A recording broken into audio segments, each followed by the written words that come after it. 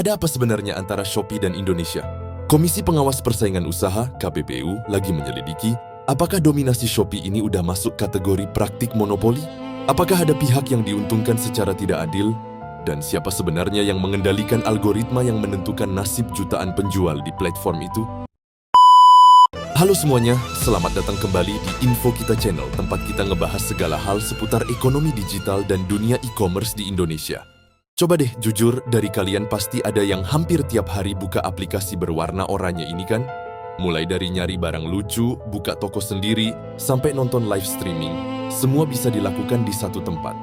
Shopee sudah kayak jadi bagian hidup masyarakat Indonesia, bukan? Tapi di balik popularitas yang luar biasa itu, kini muncul berbagai pertanyaan besar. Komisi Pengawas Persaingan Usaha (KPPU) lagi menyelidiki apakah dominasi Shopee ini udah masuk kategori praktik monopoli? Apakah ada pihak yang diuntungkan secara tidak adil? Dan siapa sebenarnya yang mengendalikan algoritma yang menentukan nasib jutaan penjual di platform itu? Di video kali ini, kita akan ulik sisi yang jarang disorot dari raksasa e-commerce ini. Ada apa sebenarnya antara Shopee dan Indonesia? Yuk kita bahas bareng. Oke, kita mulai dari awal. Shopee lahir tahun 2015 di Singapura. Pembangunnya adalah perusahaan teknologi raksasa yang juga berada di balik game Battle Royale populer Free Fire. Yep, Garena, yang berada di bawah naungan Sea Group. Berbekal modal besar sejak lahir, Shopee langsung ekspansi ke Indonesia di tahun yang sama. Wajar saja, Indonesia adalah pasar impian. Penduduk banyak, pengguna internet aktif, dan masyarakatnya doyan belanja online. Sejak awal Shopee langsung tancap gas.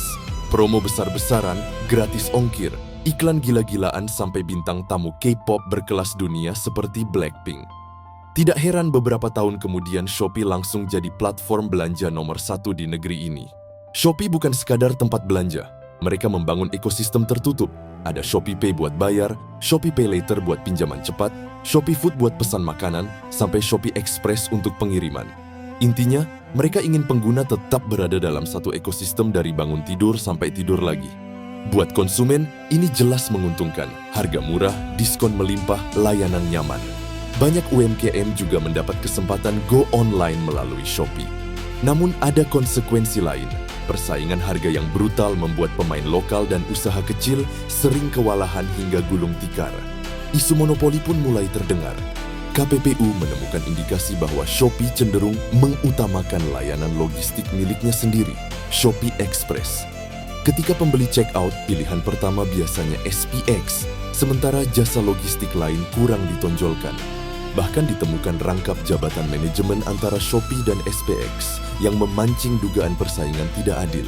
Kasus ini sudah masuk ke persidangan pada Juni 2024. Shopee mengakui adanya pelanggaran dan berjanji memperbaiki sistem agar pilihan kurir lebih adil bagi konsumen dan seller.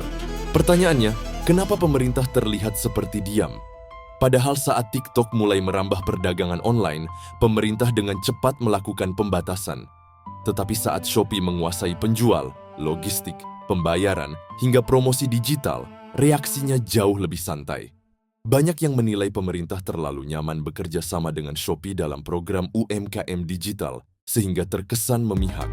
Bahkan beberapa aturan baru, termasuk pajak tambahan bagi seller, membuat pedagang kecil makin terjepit.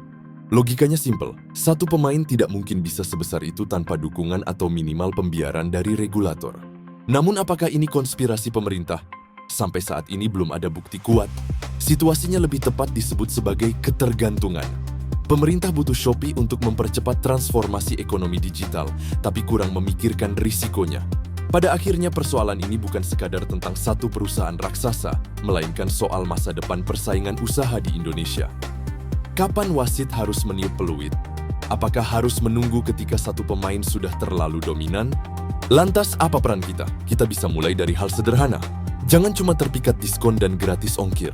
Dukung UMKM lokal, baik di dalam maupun di luar platform besar. Awasi dan dorong pemerintah agar membuat aturan yang adil. Persaingan yang sehat itu penting, supaya bukan cuma perusahaan berduit yang berjaya. Kita sebagai pengguna punya hak untuk mendapatkan ekosistem digital yang adil dan berkelanjutan. Oke, sekian untuk pembahasan kali ini. Terima kasih sudah nonton, sampai ketemu di video selanjutnya.